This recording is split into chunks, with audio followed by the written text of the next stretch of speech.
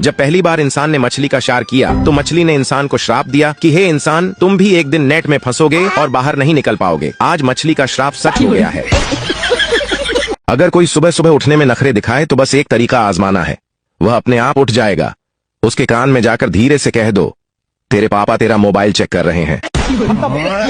मुझे यह समझ नहीं आता कि शाम होते ही मच्छर घर में कैसे आ जाते हैं। इनका कौन सा ऑफिस है जो 6 बजे छूटा है।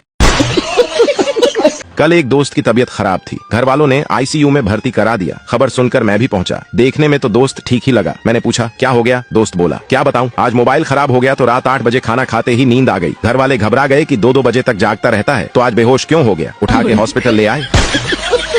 जब घर में बच्चा पैदा होता है तो माँ कहती है इसकी नाक मुझ पर गई है, पापा कहते हैं इसकी आंखें मुझ पर गई है, चाचा इसके बाल मुझ पर गए हैं, मामा इसकी स्माइल मुझ पर गई है, बुआ इसके गाल मुझ पर गए हैं। और वही बच्चा जब जवान होकर लड़की छेड़ता है तो सब बोलते हैं पता नहीं हरामखोर किस पर गया है।